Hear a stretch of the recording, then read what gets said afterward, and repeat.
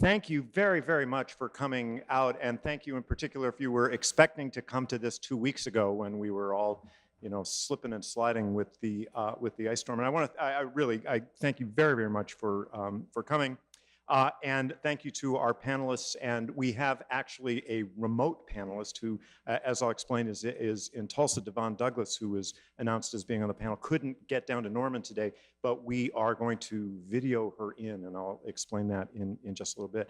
I thought what I would do is just spend a second talking about the project of which this event is kind of a culmination, and then I'll introduce the speakers and we'll get going.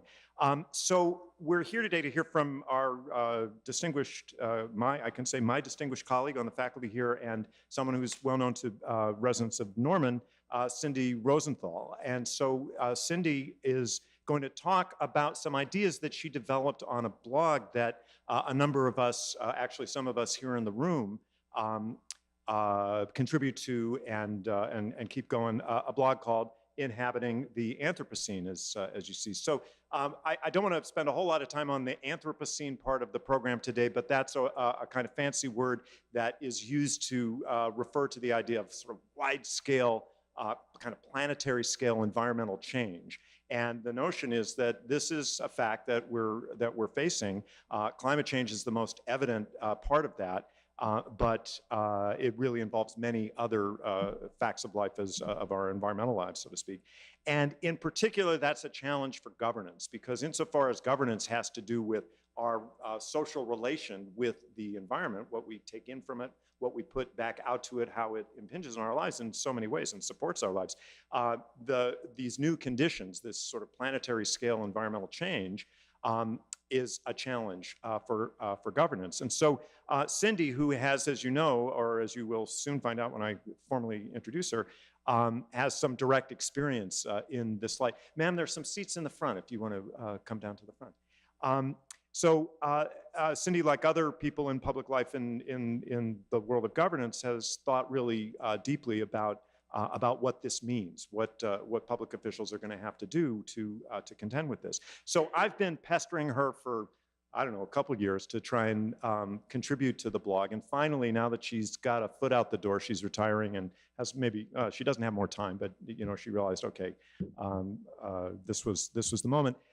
She put together a series of 3 posts on the blog, which ran starting at the end of January and ran through February, on this blog, Inhabiting the Anthropocene. As I mentioned, you can see the URL for it up at the top, and I really encourage you to go take a look. And you'll see a note down here in this area. There are links there where you can get to this series. So she wrote 3 posts in this series exploring different dimensions of this question of how we're going to take cities into the future from the point of view of governing with an eye towards the Anthropocene. So what she will do in just a little while is to present a kind of overview of her post, and maybe sort of reflect on the ideas that she presented there, and then we'll hear from I'm just so excited to present the panel that we have here. There are the people that we have, and I'll introduce them individually as they come up.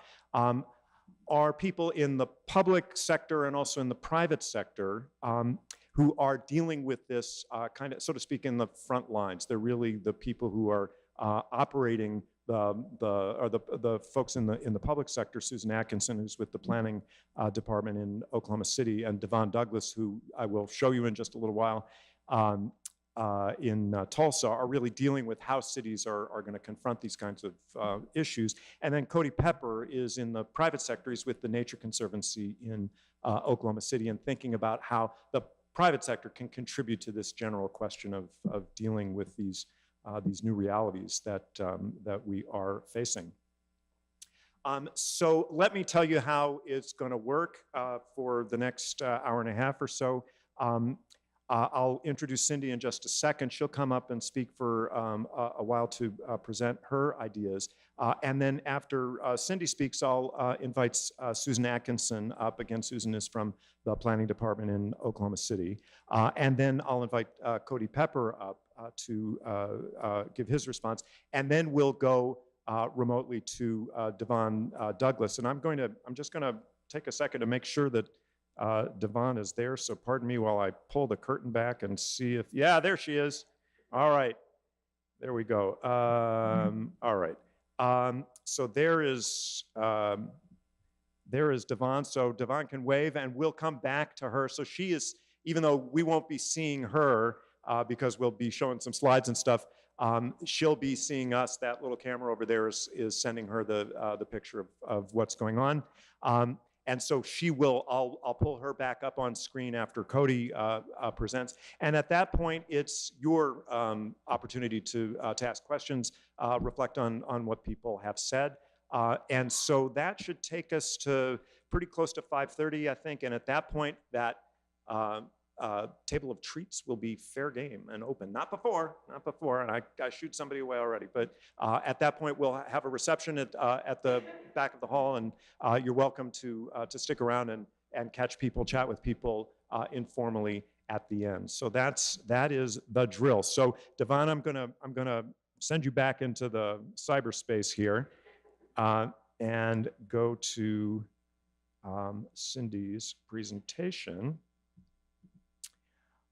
So it is, people say this a lot, but it's really true in this case. It's really an honor for me to be introducing Cindy Rosenthal, whom I've known as a colleague and friend for, gosh, a real long time. In fact, I can't remember meeting Cindy for the first time, but I first got to be more involved with her when I found out that she was working on the beginnings of an organized initiative in the city of Norman to put together a trail system, which came to be known as the Greenbelt system. So there was a citizens group that was working on that. I got wind of it and kind of said, "Hey, Cindy, can I come along?" And she was very gracious and brought me on. And then, of course, things started happening with Cindy. I mean, she ended up on the city council.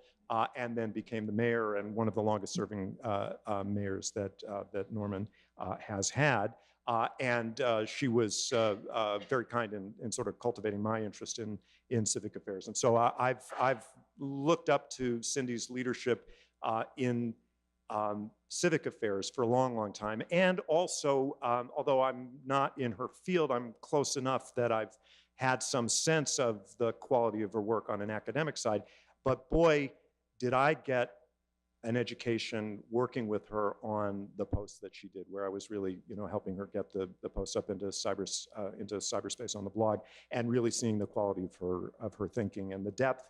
And if I can put it this way, that this is in a way the real take home for me from what she did. That's sort of the really profound moral sensibility that she brings to the work that she does. That's not what I was supposed to say, but that's not what she wanted me to say. So I'll now say, I'll talk about her academic career, which is combined, that's enough? All right, I don't have to say that. I'm not the only person who's noticed what how much value Cindy brings to her city, to the university, and to our community broadly. So I am really delighted to bring Cindy Rosenthal up to talk to us.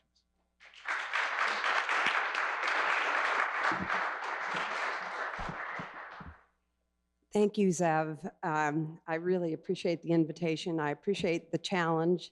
He's correct. He bugged me for a couple of years to write for this blog, and I successfully dodged it until I no longer had a good excuse and retirement was on the horizon. But he did challenge me to write about cities. It turned out to be the confluence of a lot of things that I'm personally interested in as an academic and as a practitioner: cities, gender, environmental challenges that we face, and this gave me a great opportunity. I also want to thank the learning community that gets together every couple of of weeks and has coffee and talks about these issues. It's been a wonderful conversation, and they welcomed me in. I've learned a lot already from just the few meetings that I've been able to attend. I want to thank also the other panelists for joining the conversation, and they are the future, I think, of some of these issues in the city of Norman. Just as I see a lot of young faces out here, you are the future for dealing with some of these issues. And so I want to also finally thank the audience for taking time to come to listen, to engage, to be part of shaping our future. I'm going to give away the punchline, both to the blog, but also to this short presentation. And that is that governing in the Anthropocene means reviving an ethic of municipal housekeeping. And I'll say more about that. But municipal housekeeping built on a broad-based participation and public engagement.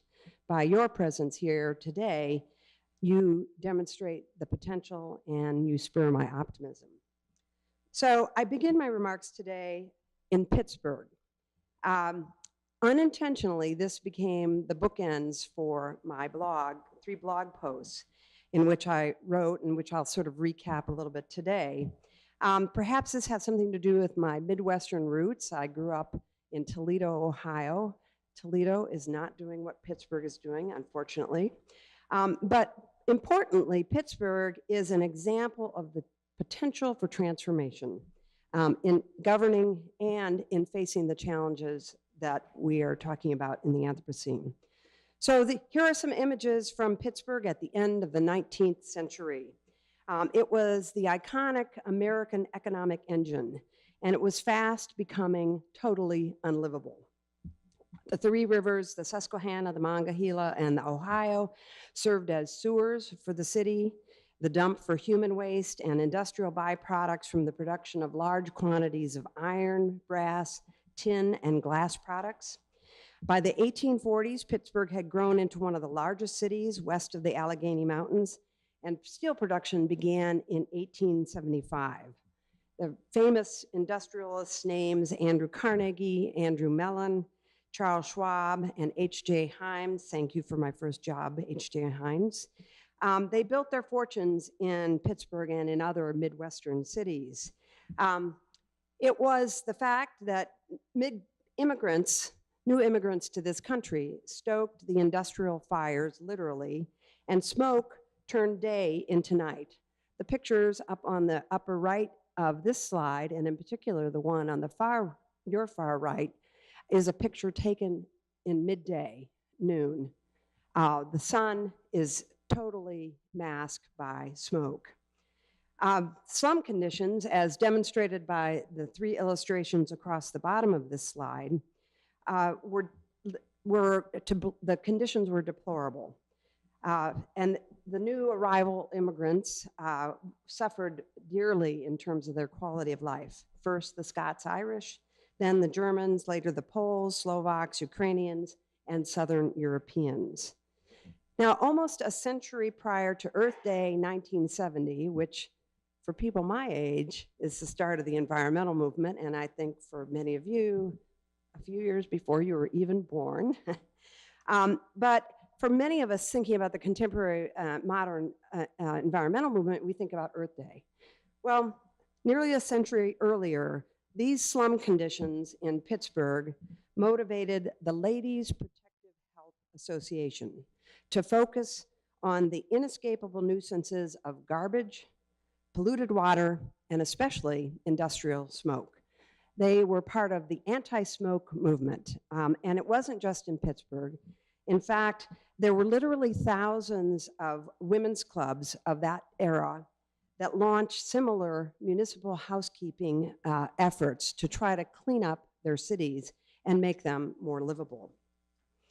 So fast forward to today, and Pittsburgh has undergone an environmental transformation that it puts it at the top of some of our most livable cities. It is known for its environmental stewardship, its commitment to green jobs, and a major reversal of fortune. It's a transformation from a Renaissance city of rust to a green city. But underappreciated, I think, in this Renaissance story is the role that that nascent environmental justice movement led by women in the 19th century made and laid the groundwork for.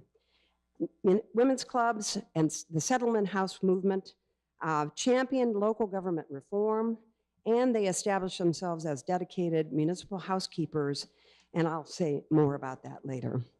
So Pittsburgh also figures into my story in a very contemporary sense. When President Trump announced the withdrawal of his withdrawal from the Paris of the United States from the Paris Climate Accords, he claimed to be representing, quote, Pittsburgh, not Paris. That drew a sharp response from Mayor Bill Peduto of Pittsburgh, who said the United States joined Syria, Nicaragua, and Russia in deciding not to participate in the World Paris Agreement. It's now up to cities to lead. The dueling tweets here suggest the question of who will lead in governing these complex environmental issues of our time. I side with Mayor Peduto. Mayors are on the front lines of impacting human behavior, from work on recycling, whether it's waste or water, to public health initiatives and the built environment. Mayors have the potential to change human behavior every day. Since 2005, 1,060 US mayors have signed the US Conference of Mayors Climate Protection Agreement, vowing to reduce carbon emissions in line with the Kyoto Accords of 1990. The Norman City Council passed a resolution in 2005, which was suggested to me by a faculty colleague here at the University of Oklahoma, and I thank you, Ben Alpers, for that. I was able to get it written up and to garner the support of the council, and that resolution directed then Mayor Harold Harrelson to sign the US Conference Accord. I happily signed it as well when I became mayor in 2007. Of note, Tulsa Mayor Kathy Taylor became the 500th signatory in 2007, but today if you go and look up who's on there, there are no mayors in Oklahoma other than from the city of Norman. There's been some backtracking. So you might ask, isn't Mayor Peduto just taking a partisan position as a Democrat? Well, I think importantly, the answer is no. So this is a quote, and I'll read it because I know it's a little bit hard to read. This is a quote from Mayor Jim Brainerd of very Republican Carmel, Indiana, who says, 80% of Carmel votes Republican, but I have yet to meet a citizen who wants to drink dirty water, breathe dirty air, and doesn't want to leave the earth in better condition for their children and grandchildren. Mayor Brainerd is one of the co-chairs of the Climate Protection Task Force. I argue that, so what is it about local politics that makes mayors, Republican and Democrat, willing to lead? Well, I argue that mayors and cities are ready to lead on promoting sustainability and environmental management because the political incentives for local officials are different from those facing national or even state level policymakers. At the local level, ideological point scoring will not get you reelected. Mayors engage in different politics. They maintain intimate contact with people that they serve. You meet your constituents in the produce section of the grocery store, and it's happened to me many a time. Or at church, when somebody says, I hate to ask you this right here, and then they go on with a question. But people want services and solutions, not rhetoric and position taking. Mayors also cannot escape the consequences of inaction. Can a mayor of Miami ignore sea level rise? Can the mayor of Norman ignore drought or stormwater runoff? Amazon sent mayors a very strong message that modern transit is a necessity in the future. Local elected officials see that their incentives for action outweigh the challenges of intergovernmental cooperation and the pressures to follow partisan talking points. They recognize that their success depends upon collaboration and communication with other intergovernmental partners. So Benjamin Barber, a political theorist, has written a book appropriately titled, If Mayors Ruled the World, Dysfunctional Nations and Rising Cities. he writes, "We may pay taxes to, exist as legal subjects of, and even die for the state, but we are born, grown up, are educated, get married, have children, work, get old, and die in the city, some metropolitan or urban or neighborhood version of the community in the title of Thornton Wilder's timeless drama, Our Town. The nation state is an overweening it, distant. Cities are us." Barbara goes on to add that cities represent a level of governance that is sufficiently local to demand pragmatism and efficiency in problem solving, and yet sufficiently networked to get things done and to fashion cooperative solutions. He goes on to say that cities are defined by communication, creativity, and connectivity, the foundation for that effective collaboration that they need in order to survive. But there are limits, and these limits will be of no surprise to any of you who have studied government and federalism, that dreaded subject for many students in political science 1113. There are limits to the powers of cities, and these derive from our federal system and the political forces that define intergovernmental relations. Yes, there are actually geographic boundaries, and that isn't a limit in and of itself for cities to overcome. Yes, there are problems of collaboration. This is an image from ACOG, the Association of Central Oklahoma Governments, and our efforts to move towards a transit solution for Central Oklahoma. There are 90,000 some units of local government. And so the intergovernmental system requires collaboration on a level that is extraordinary. There are complexities to this intergovernmental system that make it difficult. And our federal system, the US federal system, is less strict about the principle of subsidiarity, which is really the notion that control over a particular problem should be exercised at its most local level. In our system, the temptation to preemption goes on daily at the state capitol and at the federal government. This allocation of systems in our federal system really depends on politics ultimately. And politics depends on who won the last election. So witness, for example, the actions of state Republican attorneys general, including our former Attorney General and now EPA Administrator Scott Pruitt, to thwart the Obama administration's environmental initiatives. There was a recent picture in the paper celebrating the rolling back of regulations to dump toxic mining waste into our waterways for our drinking water. But interestingly, Republicans are now in power, and now Democratic attorneys general are suing Mr. Pruitt to stop the rollback. So in our federal system, the game is never over. One political side is looking for a venue in order to try to take advantage of their unique powers in our system. We have another thing that limits cities, and it's something called Dillon's Rule. This was named after the judge in the 19th century who ruled that local governments were merely creatures of the state and therefore subservient to state-level policymaking.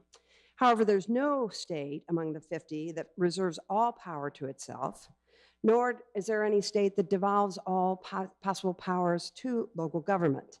Every state legislature retains some degree of control over local governments and grants some degree of autonomy.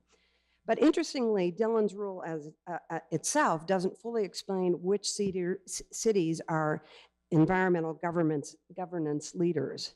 For example, there are very strong Dillon's Rule limitations in Oregon and Maryland, both of which have cities that are setting benchmarks for environmental leadership. But increasingly, there are strong ideological agendas and economic pressures at work on cities. ALEC, which is the acronym ALEC for the American Legislative Exchange Council, is a not-for-profit organization lobbying both at the state level and at local government, pushing a very strongly ideological and corporate agenda.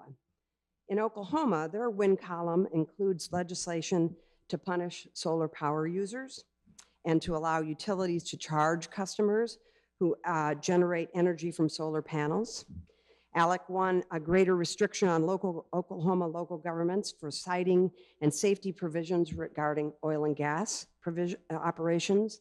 Norman advocated very strongly to protect our water supply through oil and gas regulations, and the legislature, in its wisdom, refused to even acknowledge that water was a primary health issue in the legislation. ALEC also won the prohibition of cities from higher minimum wage, restricting local communities from exercising housing code enforcement. They've also thwarted diversity organizations, and you may have read most recently, they want to tell cities that you can't ban plastic bags in your community. So the most serious threat to local governments is of course, the lack of resources. And ALEC's legislation has been introduced in Oklahoma to eliminate the ability of cities to even develop new revenue sources that would help them. Now, there is some encouraging news in this federal system. In an analysis that I did with some colleagues here at the University of Oklahoma, an analysis of 812 cities, which all had signed the U.S. Conference of Mayors Climate Protection Agreement, we found that actually cities could, even in the reddest states, be fairly independent actors in our intergovernmental system.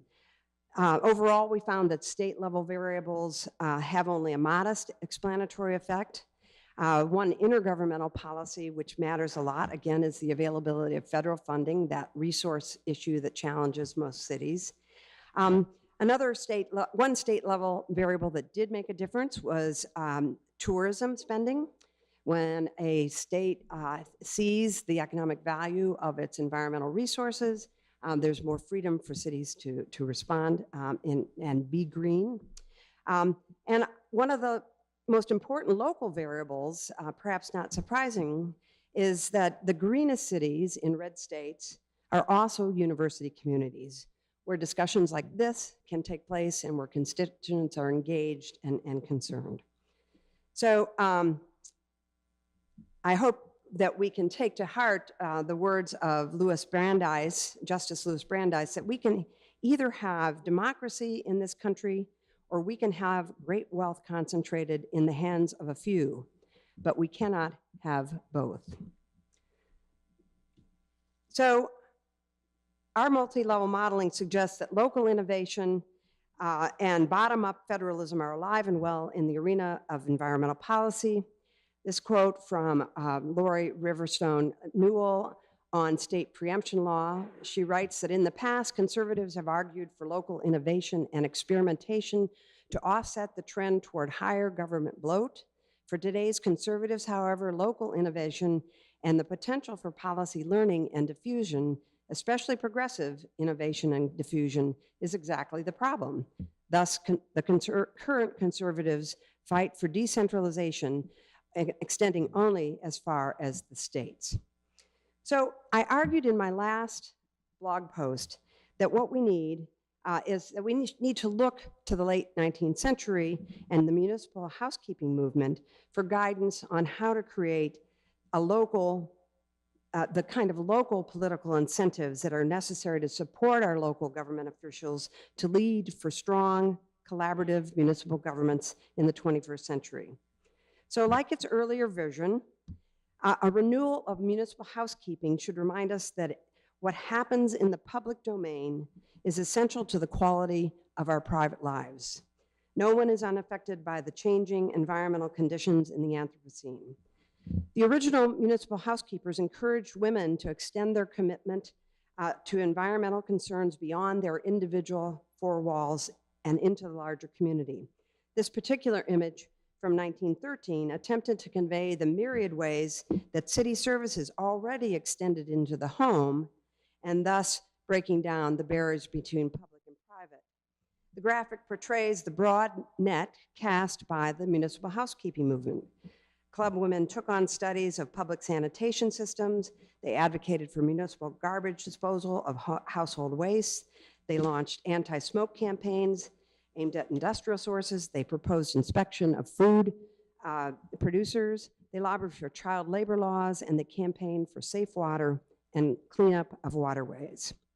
So the second point is, the first point is that we need to sort of think beyond the household and not be barred by these public-private barriers on what constitutes the appropriate role for governance. Secondly, the original municipal housekeeping movement came with a very strong commitment to social equity. The municipal housekeepers manifested the goal of environmental justice, and the women were able to translate their actions into awareness and about the environmental effects on both rich and poor. The anti-smoke campaigns had their largest impacts on the poor living in close proximity to these belching industrial plants. But activists got traction by communicating the public benefits in a way that resonated across socioeconomic communities. Polluted air and severe storms do not bypass gated communities. There's a photo here from Hull House in the middle here, one of the settlement house, Jane Addams. They focus their efforts on immigrant families and families of color living in these deplorable slums. And they established some of the first playgrounds, some of the first green spaces. They instituted the first juvenile court and probation system. They pioneered health and sanitation inspections. And they offered their own employment bureau and lobbied the state of Illinois. Today's sustainable development umbrella touts the 3 E's: the environment, the economy, and social equity. But some urbanists worry that the 3 E's are pretty much dominated by one, and that is the economy. These urbanists are concerned that the so-called triple bottom line has been misused in instances to justify unsustainable economic development without the environmental benefits. A contemporary municipal housekeeping movement needs to keep social equity in a central focus and in balance. The third point that we should take from the municipal housekeeping is the strong commitment to intergenerational equity, where the women's clubs of the 19th and 20th century framed their concerns in terms of children, so too the most powerful arguments about environmental policy in the 21st century are ones that speak to the quality of life that we will make available to our children and our grandchildren. Finally, municipal housekeeping was built on private nonprofit organizations working in partnership with government and mobilizing broad-based participation and public engagement.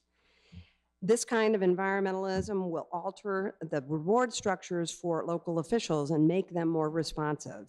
And it could influence officials at higher levels.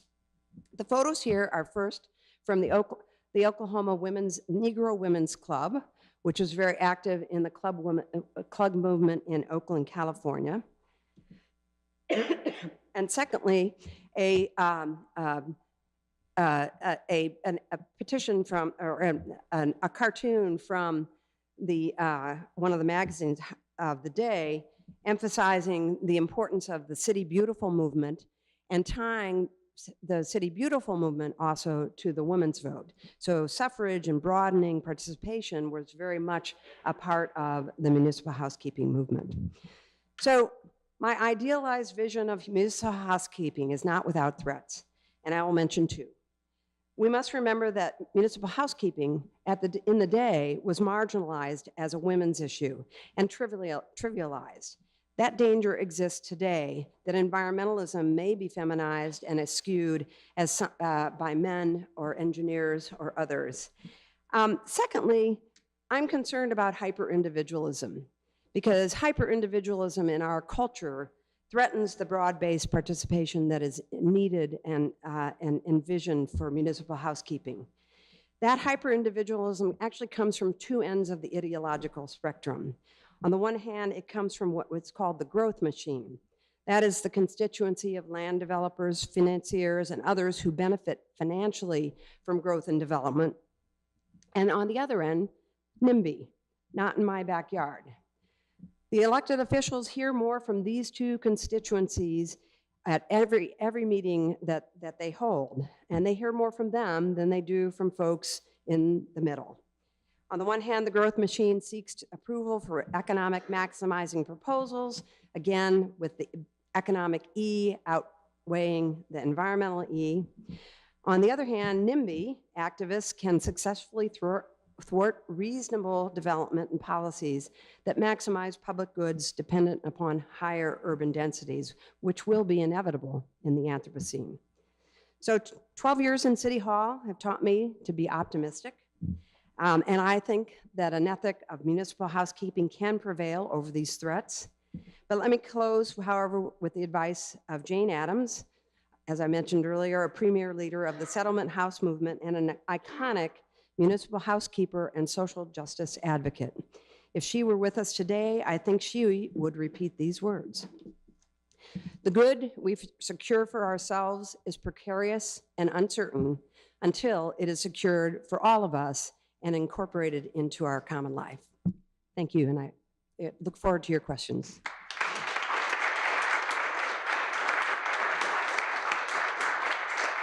Thank you very much, Cindy, for those sage words. Let me invite Susan Atkinson to come up. And Susan, if you don't mind, we'll keep this fabulous slogan up here. And she'll give some thoughts about what Cindy had to say. Oh, I'm sorry, let me say, Susan Atkinson, from the City of Oklahoma City Planning Department, formerly of the City of Norman Planning Department. Thank you. Yes. And Zev's former neighbor.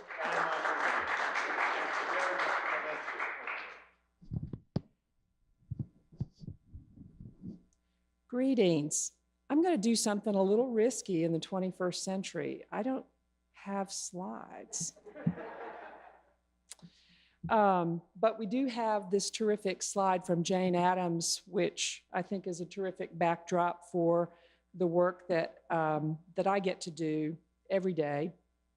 I want to first have an appreciation, and then I'll give you a sentence or two about my background. It was my great privilege to work in the city planning department here at Norman for almost 10 years while Cindy Rosenthal was the mayor. And we went through a lot together. And one of the things that I admired enormously about Cindy's leadership was her, first of all, willingness to show up. Cindy showed up, always.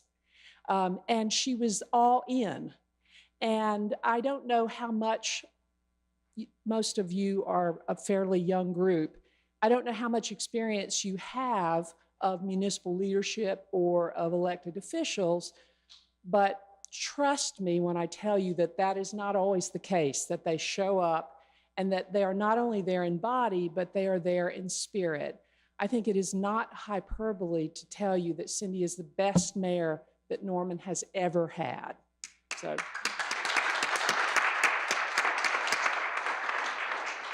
And a lot of the things that you all will see, some of you who will stick around here and become adults in this place, some of you who have lived here a long time,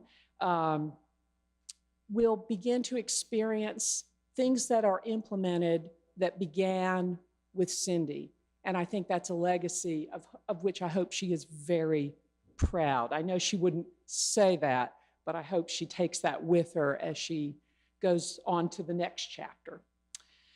I needed to grow some more a few years ago, so it was time for me to kind of take the last lap of my career in a bigger city. So my family and I picked up stakes and we moved to Oklahoma City. I have a spouse who taught here off and on for years, and I've got teenage kids. And so we moved to Oklahoma City to start our next chapter.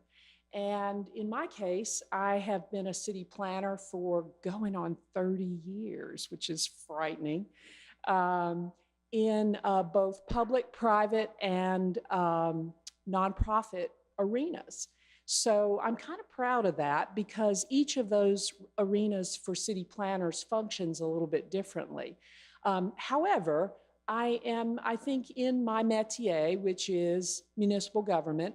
And the fact is, I'm a second-generation city administrator. My father was a city assistant city manager in my hometown of Salisbury, North Carolina.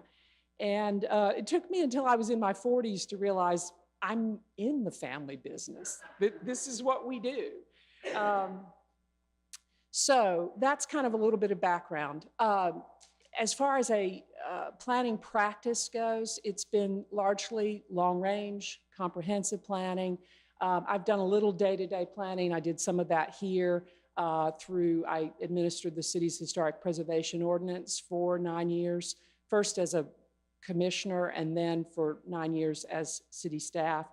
But in Norman, or rather in Oklahoma City, there have been some pretty interesting changes afoot over the last few years. Oklahoma City adopted its first comprehensive plan since 1977 in 2015. It's called Plan OKC, and if you're at all interested in city planning, I would urge you to go to the website because it's pretty damn terrific as plan websites go. Plan OKC is worth your knowing about. It was 5 years in the making, cost, I don't know, millions of dollars to create. But the thing that is phenomenal about it is that it wraps its arms around the fact that Oklahoma City is, anybody happen to know the square mileage? It's kind of interesting. More acres under wheat production than any other city in the nation. 622 square miles, y'all. That's a lot of mileage. As Pete White, who was a longtime city council member, said about Oklahoma City, you can live any way you want to live in Oklahoma City and still live in Oklahoma City. It's absolutely true. Every kind of urban, rural, ex-urban environment you can imagine, and a few we probably can't name, are in our municipal boundaries. That costs a lot of money to maintain, as you can imagine. So the fundamental shift that happened when City Council adopted Plan OKC is that through 5 years of tireless meeting with the public, some 25,000 people physically showed up over 5 years to participate in the public outreach process.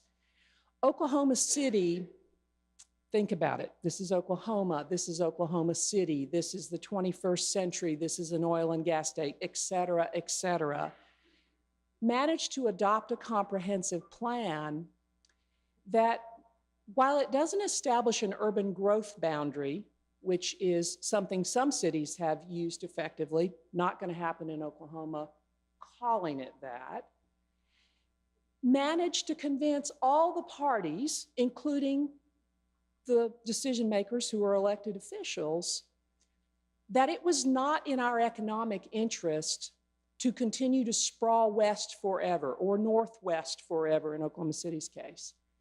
That we really weren't willing to tax ourselves at the level that would be required to continue to pave thousands of lane miles and run hundreds, thousands of miles of sewer pipe. All of those municipal activities are very expensive. And we're not even talking about the environmental costs of doing that. So kind of to wrap it up on Plan OKC, it was a moment in time. And I think it's pretty interesting that it happened under the city's first female planning director. So Aubrey McDermott, my boss, was a longtime staffer. She came up through that shop, and Aubrey became our first planning director in 2015. Aubrey is a very skilled politician, and she's building her toolkit as we speak. But I think it was Aubrey's ability to help the politicians, the Planning Commission, their appointed officials, not elected, the public, the development community, all of the people who would normally go, no, we want to preserve all of our options at all times. I think Aubrey was masterful at helping everybody understand a little bit of what's in it for them. So I rattle on about this a little bit. And I also want to say, I did not work on Plan OKC, so I think I can jump up and down and not be self-serving. Or I hope that's the case. But I think that we are already seeing, we are implementing a number of plans that were advocated by Plan OKC that are underway, that some of which I'm working on. One of them is called Sustain OKC, and I'm a little bit of a shill for my colleagues who are working on this. And Cody Pepper, my co-panelist, will talk a lot more about sustainability through the private sector. But OKC is, as we speak, it will be through the Planning Commission in late June, adopting the city's first comprehensive sustainability plan. And it was indicated, we're gonna do this in Plan OKC, in the comp plan. It's a big deal. It is a plan that works within the social, cultural, political, economic framework that is Oklahoma City. And that is, we like public-private partnerships, and we like to pilot things slowly. And we do tend to be convinced, and I've been thinking about, Mayor, what you said about the triple bottom line: environment, economy, and equity, social equity, cultural equity. All of those things, you know, have different currency in different places. It is a fact in Oklahoma, we tend to be more comfortable with the economic argument. I think that if my boss Aubrey were standing right here, she would probably agree that a lot of people were willing to go along with adopting Plan OKC because it made economic sense. I'm okay with that because it gets the foot in the door. And that's where we then start working on the other aspects of it. When the mayor talks about municipal housekeeping, that was just a sensational blog post. If you haven't read it, and I don't know who has access to it, it's worth reading. And I think the last thing that I want to kind of say that I find interesting is Oklahoma City had a mayoral election a couple weeks ago. Some of you may have followed that. We've elected our first millennial mayor, David Holt. David Holt, 38 years old, father of two, clearly a very hands-on parent, is taking a very groundbreaking position on the city's municipal involvement with public education, which has always been, not our problem. We've been trying the not our problem approach to public education in Oklahoma City for a long time, and it's really not worked very well. We spruced up the buildings and we built some sensational new buildings, but there's still some structural problems that deal with the culture and the politics of public urban education. I think it's pretty cool that David Holt, and I think it's by virtue of the fact that he's a 38-year-old hands-on father, is all about, we've got to take this on. We can't afford, and I mean economically, we can't afford not to care about how the school system, which has just fired its 7th, 9th, I've lost track, superintendent since 2002, and she was a gem. That was too bad that she needed, that it didn't work out. But David Holt is taking this on. And I bring that up when we talk about, you know, kind of women's spheres and men's spheres. I think I see in David Holt, with his willingness to take this on, an expression of millennial views on what's men's work, what's women's work, and who gets to do what. And with that, I will sit down. Thank you.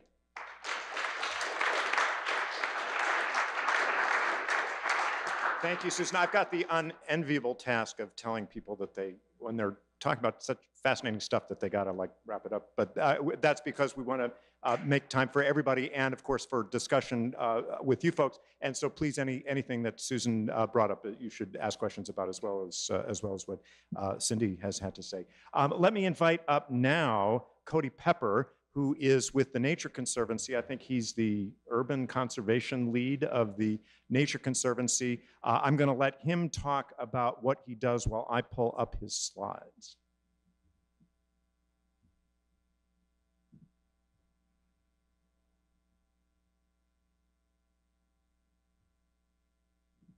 Oops, that's not it. There it is. There we go.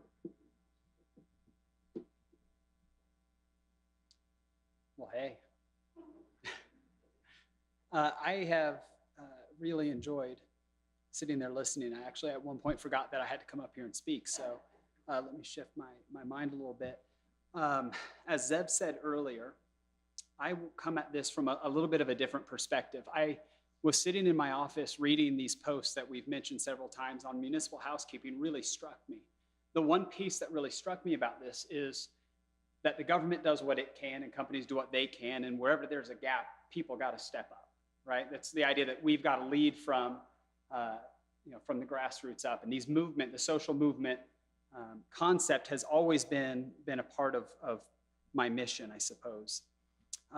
So today I really wanted to speak specifically on what we're doing from a leadership perspective. But it's a little bit different perspective. I'm going to kind of put you on the map on where we're coming from. So Zeb said, I'm with the Nature Conservancy. We all wear lots of hats at the Nature Conservancy, and one of the hats that I wear is as the urban conservation lead. And I wear that hat as an honorary title because we don't have an urban conservation division in Oklahoma. We absolutely have a strong urban division within the Nature Conservancy at large, but we're figuring out what that means in Oklahoma, and I'll explain where we are today and what we've done with it, and you can help us figure out where we're going to go next, okay? So the Nature Conservancy is the world's largest non-governmental environmental agency. It's to conserve the lands and waters on which all life depends. Now, in 1951, we were the Ecologist Union. There were just a few ecologists who got together and said, hey, there's a big problem. The problem that they saw was that these beautiful, wild places were disappearing, and they were disappearing at such a rate that they were concerned that their children wouldn't have native places to go and visit. So their goal was to identify these places, such as pictured up here, the Mianus Gorge in New York, and they wanted to protect it. They wanted to have museum pieces to go into the future. So they bought this by mortgaging their homes and fundraising and begging and everything that they could, and they put this 555-acre tract under permanent conservation protection through fee title acquisition. So their goal was keep nature in, people out, fence it, leave it alone. So it was a pretty basic approach.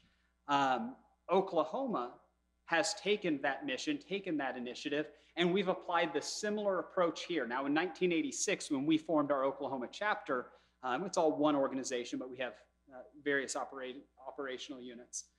We wanted to take a look at what were the ecological opportunities within Oklahoma. And as each one of them have touched on, we have a lot of unique opportunities within Oklahoma. We're one of the most biodiverse states in the lower 48, I think the third according to how we rank it. And what California and Texas do with coastline and size, we do with perfect placement.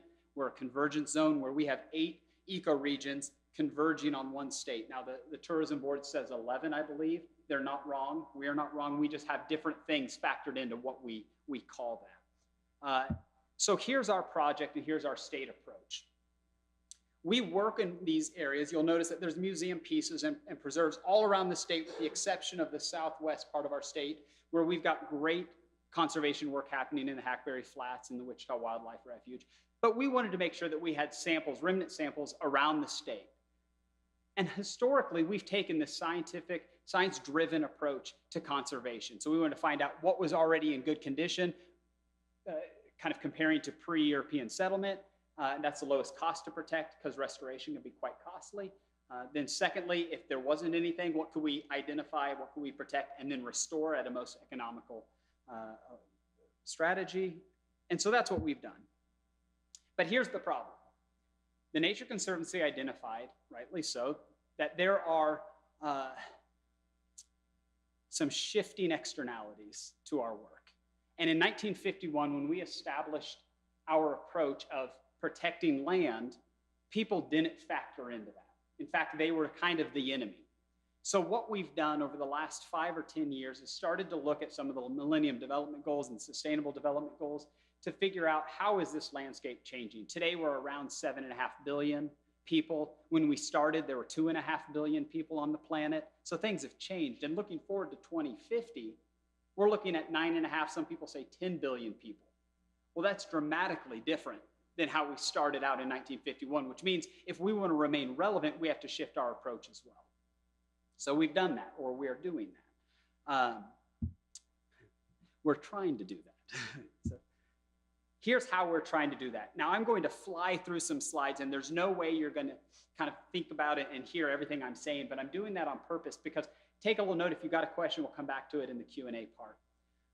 But in the spirit of municipal housekeeping, we firmly believe that Nature Conservancy can be an active player by using its science-based conservation approach, all of the information that we've developed over the last 60 some odd years, our ability to convene relevant stakeholder groups, and then mobilize or activate a citizen base. So that's the approach we've wanted to take in Oklahoma. We believe that Oklahomans are hardy and innovative individuals. We know that because of homesteaders, because it was land that nobody else wanted and they couldn't wait to get it, so they became Sooners by stealing it sooner, right? And then they went in and they created this amazing community of Norman and Oklahoma City and Tulsa, and they've done some amazing things. So in that spirit, we wanted to approach conservation.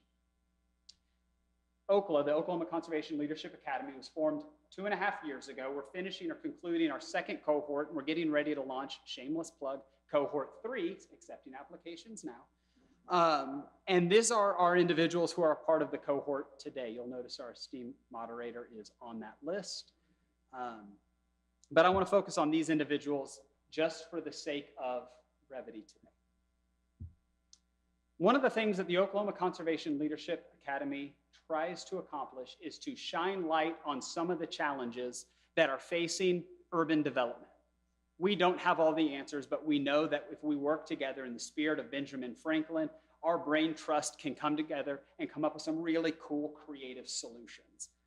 Bonnie Patterson, right here, is one of the examples of how that happens. At the end of our year-long journey, our learning experience, our field trips, and our fellowship, we identify opportunities in a workshop where each individual stands up and says, hey, this is what the problem is in my sphere of influence, and this is based on what I've learned and how I've been activated, how I want to approach it. Bonnie stood up about 2.5 weeks ago and said, hey, I teach at a children's learning center, but I'm going to make an impact in conservation. She decided that the amount of disposable plates, cups, and silverware that she was going through, while not maybe significant on a grand scale, was significant within her business. So she put together an experiment where she would reduce all of her waste use, have reusable plates, reusable silverware, and she wanted to see if there was an economic impact, if there was an environmental impact, and what the equity impact. So she took that triple bottom line approach. And what she found is that by reducing all of her reusables, she was able to save somewhere between $300 to $600 per month, which we know is not a huge savings, but for a small business trying to make it, it's a massive savings. This also resulted in some unknown unknowns, as Rumsfeld might say, right? She identified that these kids started eating better when they ate off formal flatware. They ate more of their food. They asked more questions. They found out why they weren't using throwaways anymore, and that spawned a conversation about conservation. That's pretty cool. So she's saving money, she's saving the environment, and she's created a conduit to environmental conservation with our future. Pretty awesome success story. Tim Sawecki, an attorney at Crow and Dunlevy, he decided that the river was his big thing. He never in a million years thought that he would be a bicyclist. He came from working from Patagonia and being this right-wing extreme nut on conservation. He wanted to chain himself to a tree, climb this tree, do those kind of things. Came to Oklahoma, now he's a corporate attorney. People change.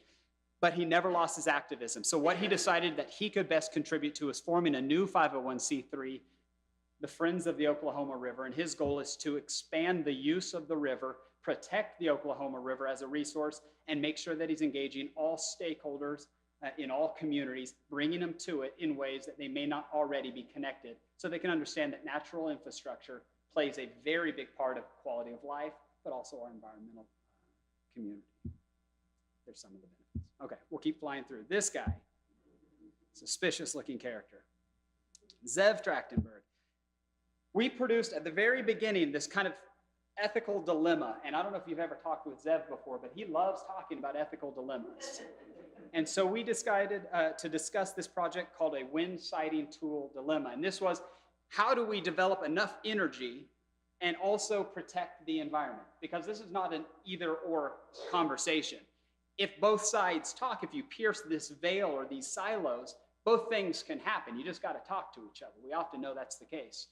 And so what he wanted to do is to take this module that one of our brilliant scientists put together, and he wanted to take it as an educator would, gamify it, leverage it, and expand it, and then create an opportunity. So he's plugged us in with the K20 Institute. We've developed a virtual gamification of this. We're just right now writing grants around it so that we can then distribute for free and create more of these opportunities of conversations. Trish Morris, she represents Ideal Homes. I don't know, are there any affiliates of Ideal Homes here? Friends, family, enemies? Okay, good, I'll speak freely then. Trish is a project manager with Ideal Homes. Her job is developing neighborhoods, and that is usually enemy number one for conservation, right? There's two threats to conservation: land loss and invasive species, however you want to qualify invasive species. So she decided that she would take it upon herself to use her challenge as her opportunity. Ideal Homes decided to increase their green space from a mandated 15% to an elective 20%, reducing the number of units they could produce, putting pollinator gardens in those green spaces. It's actually increased property value, increased pollinator habitat, win-win, everybody's happy. So that's a really cool project that she's been focusing on and mimicking a lot of her green space off of some of our preserves, most recently the one over by Ada, similar habitat types.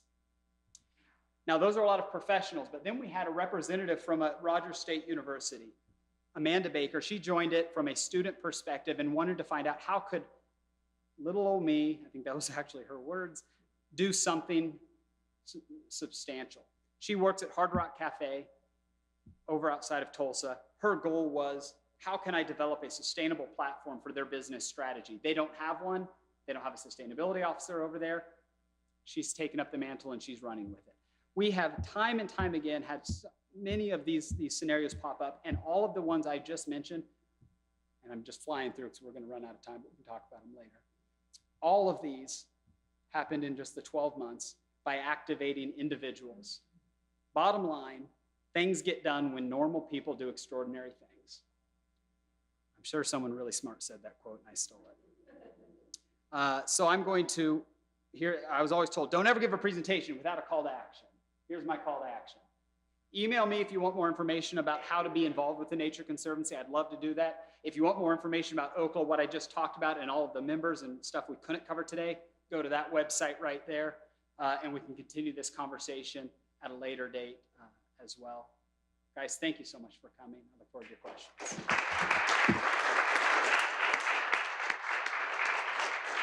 Thank you, Cody, for embarrassing me. What was that all about? All right, so now now comes the big experiment where we're going to see whether we can actually take advantage of technology to bring in Devon Douglas. And so let me do what needs to be done here. And there she is. I can see her behind, and we're going to expand. And so let me first of all say that Devon was scheduled to come down 2 weeks ago. And of course, we were canceled at that point, and it just wasn't going to work for her to drive down to Norman from Tulsa today. But so we're trying to do this video link. We understand the limitations of the technology. Obviously, the picture's not so great. That's why we've kept it dim in this room to try and make the screen as visible as possible. So we'll just have to live with that. But let me introduce Devon by saying that she works for the City of Tulsa. She's the Chief Resilience Officer, and will perhaps explain what that means and other stuff about the work that she does. Devon. Thank you. I was told to speak slowly, which for me is very difficult. So, Cindy, if I start to talk too fast, hold your hand up so that I know I'm talking too fast. And then if I'm talking too slowly, I don't know what other thing you can do. Yeah, do that. Okay, good. So we're good. Okay. So my name is Devon Douglas, and I'm the Chief Resilience Officer for the City of Tulsa. That probably doesn't really mean much, or maybe you are tacking your own definition to what the title says. So let me back up a little bit. the Rockefeller Foundation turned 100 years old, and they decided, like all of us do, to give away millions of dollars for their birthday. And they decided to give away $100 million. And they said, where are our greatest challenges as well as the solutions to these greatest challenges? Where are those located? And to Cindy's point earlier, what we see is that those are located in cities, right? So they created this program called 100 Resilient Cities, which basically functions like a startup within the Rockefeller Foundation, complete with a executive director that rides his bike to work and moves to live in Europe. So, and basically what we do here is our goal is to make the city of Tulsa more resilient. We get to be a part of this and not Oklahoma City, I might add, because we made it through a competitive grant process, right? And so we like to say here, Resilient Tulsa, our tagline is Resilient Tulsa, we're better than Oklahoma City. No, I'm kidding. No, we don't say that. We like you all. I can't hear if you're laughing at my jokes or not, so I'm just going to assume everything's super funny. Okay, yeah. So, oh, things are falling apart. Don't fall. Oh, no. Okay, technology is weird. Okay, so yeah. So what does that mean? What does it actually mean to be resilient? Well, the way we define urban resilience is the capacity for people, organizations, a city to withstand shocks and stresses, to withstand the trauma of the 21st century. And not only just to survive it or bounce back from it, but to adapt, grow, and thrive, right? So that's my job, to make sure that the city of Tulsa survives, adapts, grows, and thrives in the face of the trauma that a city faces in the 21st century. So what does that look like? Well, for each city, the trauma would be different, right? So I heard one of the other presenters talk about, what is it, blue sky flooding, right? That cities like Miami and New Orleans face. That's a little bit different. We don't face that in Tulsa. As a matter of fact, we're always trying to keep water in our river. And so we do face earthquakes. Now the debate, the jury's still out on whether those are man-made or not, but we do have those. We had one this Sunday. So that's a shock that we face, right? Because that's typically what you call a shock is a one-time event for trauma in a city. A stressor, on the other hand, which Tulsa has many, these are the ongoing types of trauma, the day-to-day, the routine, the monthly trauma, or seasonal trauma that cities face. For example, high levels of homelessness, lack of access to quality education, racism. All of these things are stressors that cities face today. When our mayor, Mayor G.T. Bynum, was elected back in, 2016, he wanted to take our 100 Resilient Cities and Resilient Tulsa program in a slightly different direction, focusing on strengthening the cities, more the stresses than the shocks.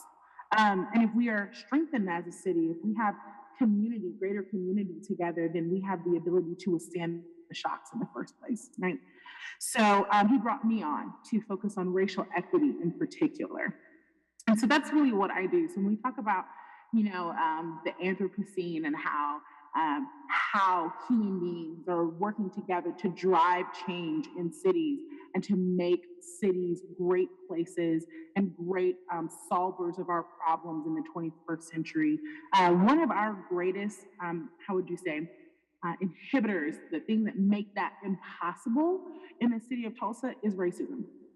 And so what my goal is to militate against the problem that racial inequity bring. So that also includes the problems that happen after a tornado.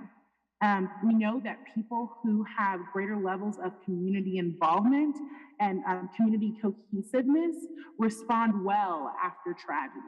And if we have a city where people have different quality of life, and it's due to segregation. It's due to our history of segregation and redlining and urban renewal and the effects of that. If we cannot create greater levels of cohesion amongst and between folks in our city, then we know that we can't bounce back. We cannot survive and therefore adapt, grow, and thrive in the face of that. So that's really what my job is.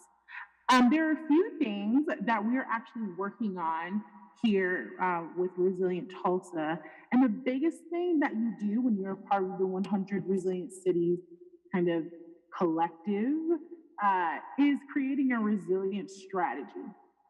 So earlier, one of the panelists was talking about how Oklahoma City has gone through this process of creating a plan, this like strategic comp plan, right? This is a similar process, right? Like, I wish I had 5 years to do it. That would be so awesome.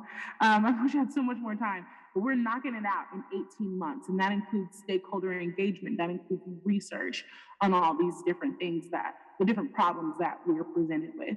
So when we did our research to move towards our strategy, we focused on healthy communities, right? So that includes air quality. That includes access to grocery stores. That includes walkability of our city. We're not nearly as walkable as Oklahoma City. You've got to speed there for sure. And then our next one is responsive and effective governance. That includes policing. That includes how we're funded. You know, we've talked earlier today about the constraints of cities, right? And part of our constraint in the city of Tulsa and really every municipality in our state is how do we deal with state budgets, right? How do we deal with a consistent year in and year out budget deficit? What we didn't get to mention earlier is that I formerly worked at Oklahoma Policy Institute as an economic policy analyst. And so I'm well versed in the, I would say, competence of our state legislature in creating a budget that makes sense for municipalities. And our schools and our hospitals and our everything, but that's another story. So yeah, responsive and effective governance is number 2 in the areas that we're researching. Number 3 is going to be world-class Tulsa. So that's about economic development. I don't know if you've ever heard Mayor G.T. Bynum's TED Talk or if you've ever heard him speak at all, but world-class city is a big part of what we talk about in our city. And fourthly, the last category is going to be racial equity and opportunity. And that really became a cross-cutting theme for us in the development of our strategy. And why is that? It's similar to what I was saying before. We don't want to live in a society where a child born in one part of our city, because of the color of their skin, they're going to live a life 10 years less than someone who is white and wealthy living in another part of our city. We do not want a Tulsa that looks like that. We want a Tulsa where no matter the color of your skin, your gender, your sexual orientation, what religion you practice, none of that should determine the opportunities that you have, where you go in life, how long you live. It should be based on the work that you do and who you are at your core, and not what you look like to other people. So that's really what the resilience strategy, where we are in a nutshell. We are almost to the point where we are about to release the strategy. We're in the writing phase, and so I'm sure there are many students in the room. Clap your hands if you're a student, yay. There we go, yes. Actually, everyone should be clapping, right? Because we're all, oh my gosh, there's so many people here. I thought we were like, oh my gosh, you shouldn't have done that. Now I'm like freaking out. Okay, well, that's okay. Woosah, gotta do the like, woosah thing. Yeah, so we're all students for life, right? And seeing that large crowd of people made me forget my train of thought. So yeah, students are important to our work because, yes, so it's really important. I really did forget my train of thought. It's important that we recognize that when we're developing the strategy, yes. So the whole point of the strategy and why I mentioned the students thing is we're in the middle of writing it. And for me, as a person who graduated from law school, you would think that I'm like down with writing, like it's my favorite thing. But this is basically like midterms for me, and I'm hating it. I'm really tired of writing things, and actually, this is really awesome that I get to like engage with you all for this like 2-hour time period because it means it's time that I'm not writing. But eventually, we will write this strategy, and once we have the strategy on paper, we will release it. And a lot of people get excited about that, right? Like we're a government. If we don't know how to do anything well, it's making long documents with good paper. Like that's what we do. We do it very well. I see some, they're nodding because they understand like beautiful documents. It's really great. But I would liken it to a race, right? And we're doing this race and holding up that beautiful document is the finish line. It's really exciting to be able to print that and show people the work we've done. But when you run a race, you don't just stop at the finish line. You don't get there and then you're like, okay, cool, we're done. You cross it, right? And that's what we're trying to do, cross the finish line, put into effect the amazing work. Wait, am I talking too fast? Is that why your hand's up? Oh, okay. And cross the finish line and get to the point where Tulsa is actually a more resilient city. I don't have a background in like urbanism, but I love that like triple bottom line and seeing like that's how sustainability is defined, because that's really what resilience is as well, or at least how we're looking at it in the city of Tulsa. We're looking at economics, we're looking at the environment, and we're looking at basically like equity in the community. Like how do we bring all of those together? And the great and powerful Oz is how we're bringing that all together. So you're standing up. I think that means I'm supposed to stop talking. That must be what her hand was up for. Cool, great. Thank you guys.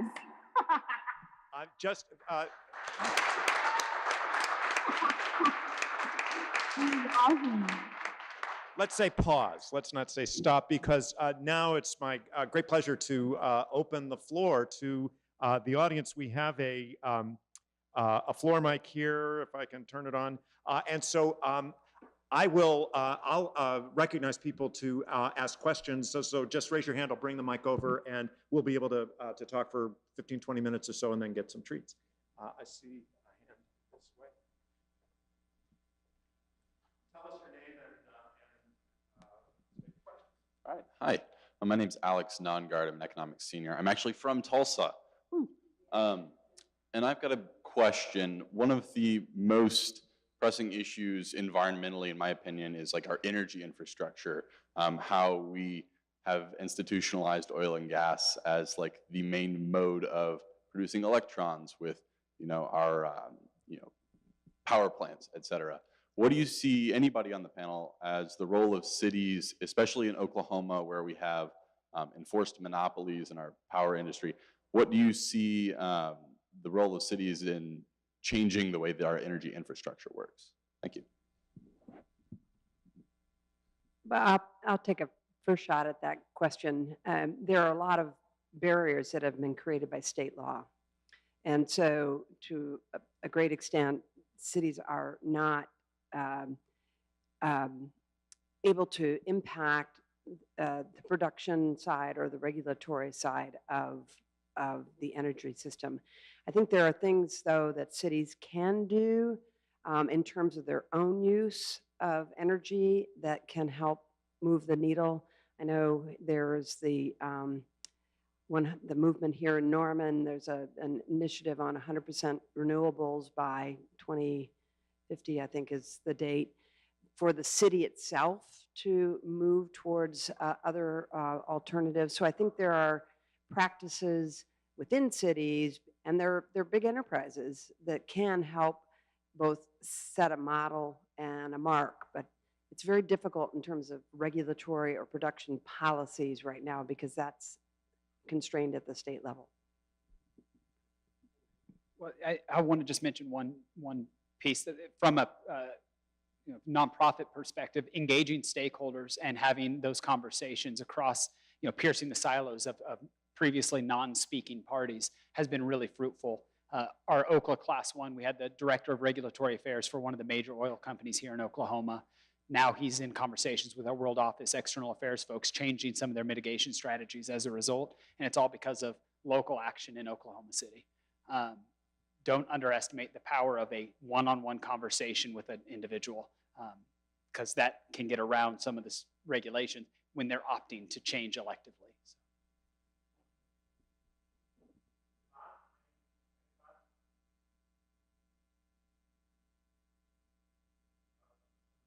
I only heard part of the question. The question was, the only part I heard was, what is the role of cities? And I'm like, to be great.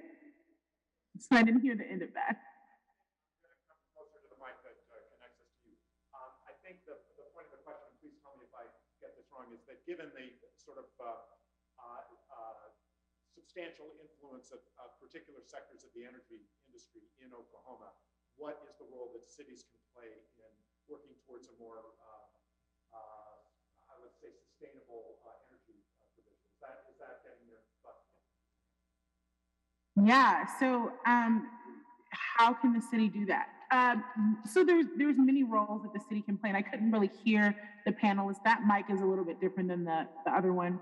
But I believe that one of the things that we can do is encourage, and this is going to sound really cheesy, but it's important, encourage our energy partners to be better neighbors, right? So it's been 50 years since the wonderful Mr. Rogers neighborhood first started, right? And that was the thing, like, won't you be my neighbor? And I think as of late, well, actually in their entire existence, many of these companies are not good neighbors, right? Like, so they like do their thing, and they're good neighbors on the economic piece, but not good neighbors in equity, in caring for people that are nearby them, in taking care of the environment. And I expect a lot out of my neighbors. I expect my neighbors, when their dogs go poop, that they clean up the mess. Like, that's like a simple thing that I expect out of my neighbors. And so the roles that cities can play is to push that a little bit, and say, you know, you're here, and this is a great place to be, and we want you here. But while you're here, you need to take care of the people who work for you, and also the people who are near you, your other Tulsans or Oklahoma citizens, or Normans. I don't know what the demonym is for those people, but the key is that these organizations can become better citizens, and city government has a role to play in pushing them towards that, and then simply acknowledging it, because I think that doesn't happen often enough either. Cities have to like call it out for what it is, and I think in a political atmosphere, you don't really want to say the thing, but if cities can lead the way in that, then that can push these companies to be better neighbors. Yes, be my neighbor. Another question. Does Oklahoma have plans for a railway system anytime in the future? Like electric train or anything between Tulsa and Oklahoma City? So the question has to do with transit. I'll repeat it for Devon's Okay. sake. The question was whether there are plans for expanding the rail network in Oklahoma City, or in Oklahoma as a state, and in particular, including electric railways. Is that correct? There are lots and lots of conversations going on. There's the conversation at ACOG around transit that would be rail transit between Norman all the way up to Edmond. You know, there are other conversations about the connection between Oklahoma City and Tulsa. All of those are require huge infrastructure investments. Electric is not so much the part of the conversation in the central Oklahoma area, because what we're looking primarily at is commuter rail transit as a first step, and then other modes may come with that. You know, it's been an experience that takes a lot of patience, and it's been a lot of moving parts, but Oklahoma City is getting close, and so eventually, in probably the next couple of years, you will be asked whether as citizens you want now to invest in transit. And I think it's going to be an interesting election. It's going to be an interesting challenge to get there. But it's a conversation that's long overdue. And the city fathers, particularly in Oklahoma City, on the business side, have recognized that this is holding them back as a community that is attractive in the competition for jobs and industry and so forth. So it's moving, I think, in the right direction. I'm optimistic. I would just add that at the downtown level, there's streetcar track being laid today. I mean, right this very second. If any of you have been to downtown Oklahoma City recently and wondered why it's so torn up, a lot of it is because streetcars being installed right now. I think the first run is supposed to occur in late 2018. Yeah. Are there any other questions? My name is Emily Me. Thank you, guys. I thought it was really interesting the discussions you all had on the role and influence sort of millennials as well as individuals and local entities. I'm interested if you think that we can achieve this sort of paradigm shift at the federal level, and if so, what are your predictions for our future in terms of that? I can just repeat that for Devon's sake. So the question was, apropos the role of millennials, we've heard a lot about changes that are happening at the local level. Are there changes possible at the federal level? Did I get you there?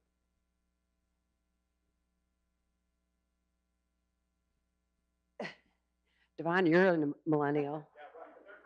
Yeah, right. Well, again, I believe in this sort of bottom-up federalism, and I think a lot of the pressure for change is going to come from millennials to the extent they get engaged, and that's always been a significant if, whether it's in the electoral process or in community activity.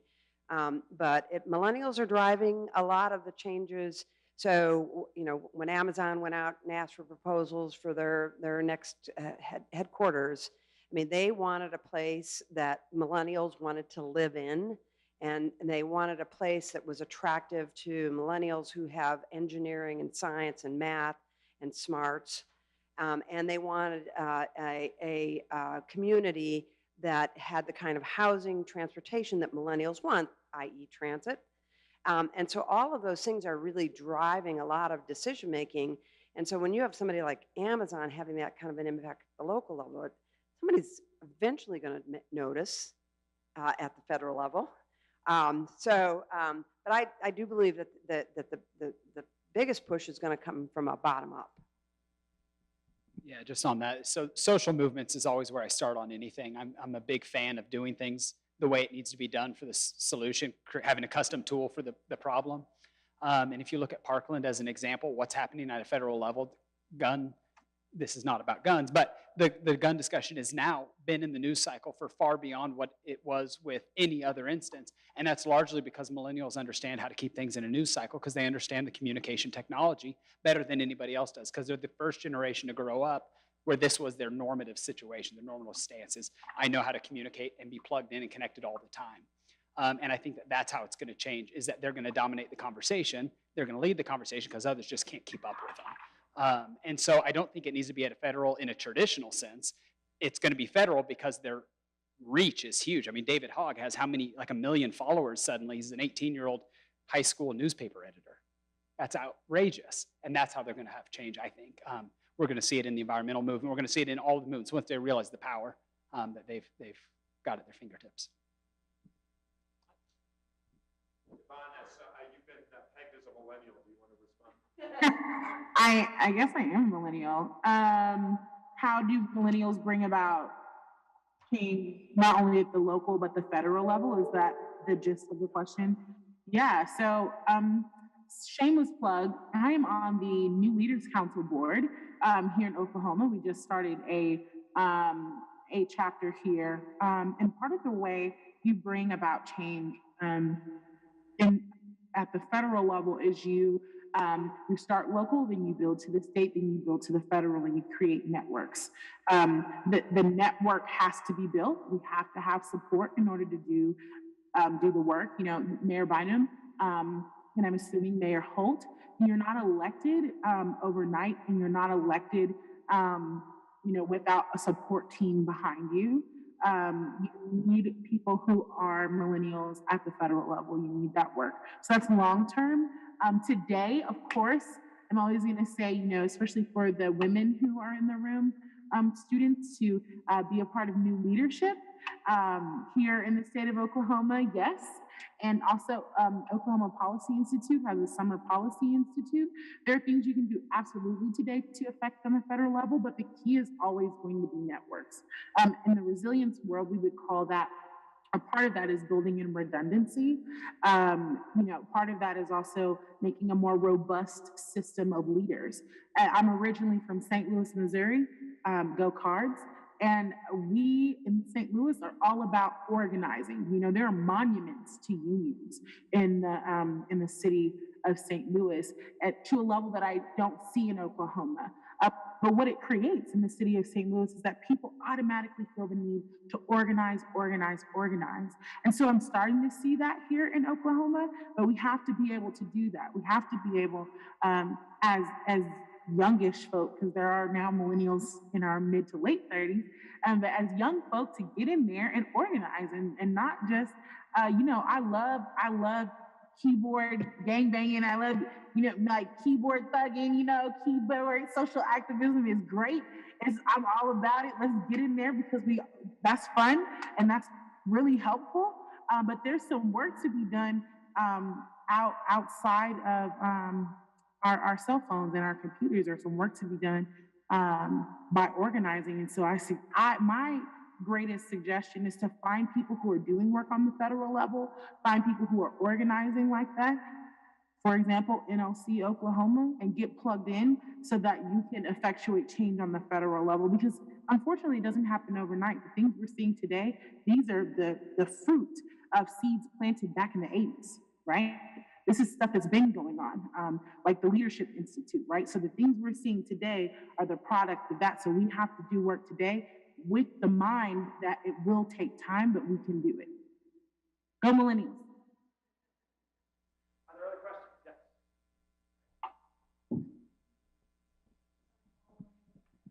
It's good. Yes. Tell us your name. My name is, ooh, that was loud. My name is Emily, and my question is, multiple people mentioned students being very important in the change. I believe Devon said it, and Mayor Rosenthal said it. What piece of advice would you give to students who may not be very knowledgeable maybe in the environmental issues? What piece of advice would you give them to be able to put themselves out and kind of make change for themselves? Like I'm an advertising student. I don't do a lot with environmental issues, but what could I do as a student at the University of Oklahoma or OSU or UCO to go out and make change?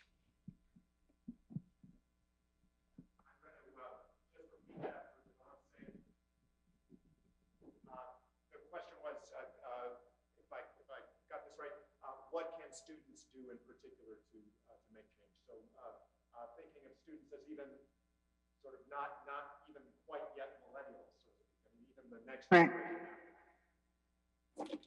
Well, I thought also part of your question was if you're not that well schooled or informed and you want to gain technical knowledge, or yeah. So a lot of these issues have some level of technical knowledge, but there are lots of entry points. I mean, those entry points can be through the kind of community engagement processes that have been described here. Just being aware of community discussions that bring people to the table. I mean, you don't have to be an expert to walk into a public forum or a town hall meeting and express concern and commitment that, I don't want our environment to look like X, or I don't want these kinds of conditions to be the kind of society that I live in.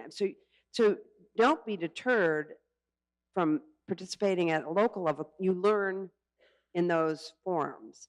Obviously, at some other levels, take a course. Take a course. You know, and there are lots of efforts to try to do interdisciplinary work in an environment that doesn't, again, require an engineering degree or necessarily a science degree. And then I guess my last point of view would be, you know, figure out who's working on the issues that you're interested in, and start following them on social media or read their materials. I mean, find out an interest that you have that coincides with a group, and then, you know, devour what they have out there, and then that'll help you then expand your knowledge base. I think you can start at a very granular level. And that is, if you see something in your world that you think is wrong, start asking, why is that? Ask yourself that. Think about it logically. Ask people in your network, why is that? It could be something that's broken, or it could be a traffic light that doesn't work. I mean, it could be anything. But start by asking, why is that like that? And it's the same way that you do research for any class that you take here at OU. You start asking questions, but don't be afraid to ask questions. I mean, it's complacency that is the enemy, really. Yeah, and I wouldn't limit just kind of to take one step further. My background's in business. I'm not an environmentalist by trade. I'm an environmentalist by passion, but I recognize that in business, and if you're in advertising, you understand that companies do just a couple of things. And I'm not going to recite Porter's 5 forces to you, or the M's of business, but we make things and we sell things, right? We generate satisfactory profit for the owners, and that's business. And if you repeat it, you're a good business. Well, your business background and advertising background can help sell something, and it doesn't need to be a widget, it can be a concept. And so you bring a set of unique skills that are really needed in most movements that don't exist, because they're the technicians and they have a passion project, but they could use some formal and professional assistance in communicating or structuring and forming that idea, or developing that beautiful document that will ultimately sell the concept. And so there are a lot of missions, whatever you end up being passionate about, whether it's environmental, whether it's social inclusion or whatever, that could really benefit from your skill set. So volunteer, get involved, learn about the concept, and then offer your skills as needed. You don't know it till you know it anyway, so go for it. I think we've got time for one more question. Does somebody have a question? Yeah.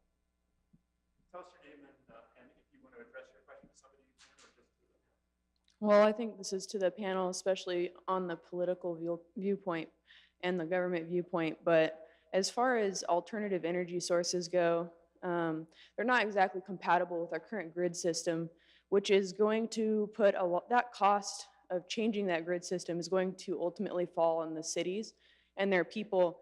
Is that task of footing the cost to change our grid systems in the future for alternative energy something that the city can really fight for, or are we going to have to look to the federal level for change on that?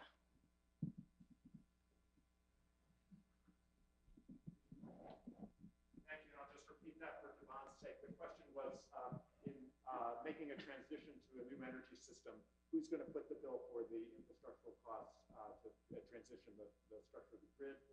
Is that bearable by cities, or is that something that has to be federal level? So infrastructure investment is the biggest challenge facing cities. Whether it's water, wastewater, energy, there's no question that those require fiscal capacity in order to make that happen. So I said I was optimistic. On this one, I guess I have to say I'm a little pessimistic, at least in the near term. The proposals relating to, at the federal level, relating to both energy are not about alternative fuels, obviously. And the proposals relating to infrastructure are also not really looking like they will have an infusion of federal money into local and state.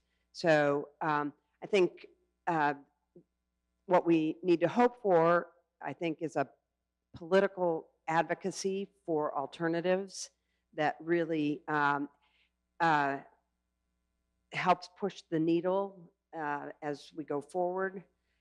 Again, I do think there are certain things, one of the things that Norman did under the Climate Protection Agreement, which really was both good politics and turned out to be good policy, is investing in alternative fuels for our fleet, doing a lot of work on just existing heating and air conditioning systems to be more energy efficient. So I think there are some things that cities can do to access alternatives and on their own, and they make good business sense because they save you money in the long term. So that's where I'm most optimistic. The current administration clearly is wedded to carbon industries, and I don't see anything to be optimistic about investments there in alternatives.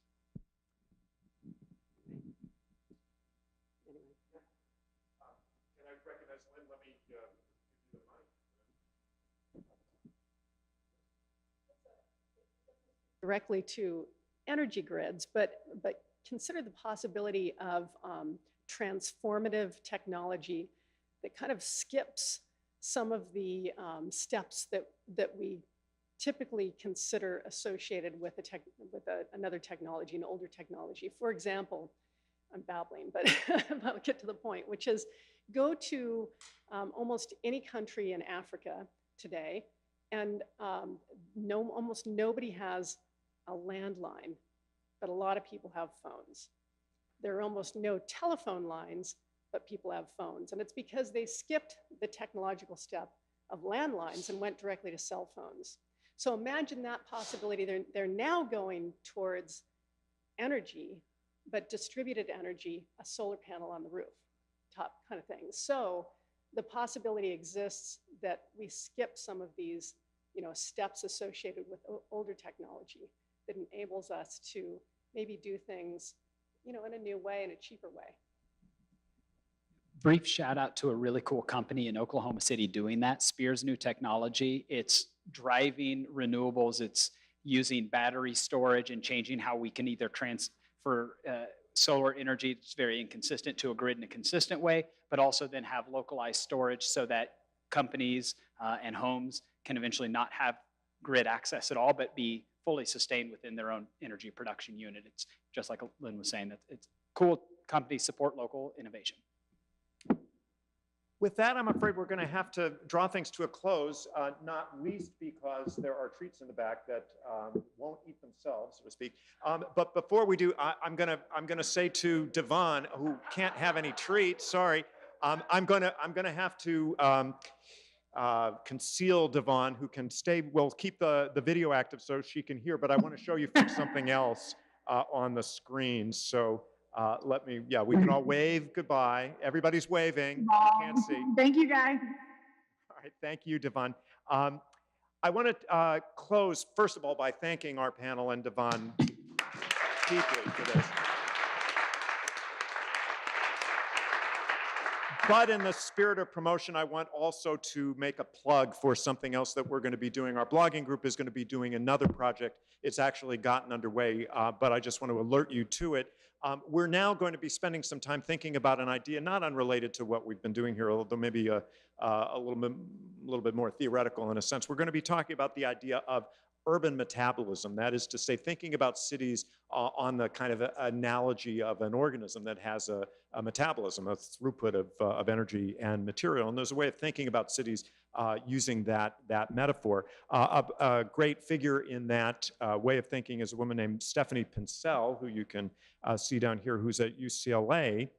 And Stephanie has suggested to our blogging group some articles to read that are contribute to this idea of urban metabolism. So over the next several weeks at inhabitingtheanthropocene.com, you can see these posts as they come forward. And then in just a month and some, she will actually be here on campus in this very room. I think the date is April the 19th, which is a Thursday. Same time, 4 p.m. She will be here in the same kind of format, panel discussion, and I'd love you to kind of stick that away in your memory. Go to inhabitingtheanthropocene.com and you can read all about it and follow the posts about the papers that she suggested. But also, and I think this is a must, and I'm sure your appetite has been whetted for this, go and read Cindy's posts that are present on the blog. You should be able to find them easily there. So with that, once again, let me say thank you so much to our panelists, and please help yourselves to the refreshments that we've got in the back of the room. We can stick around for a while and talk casually.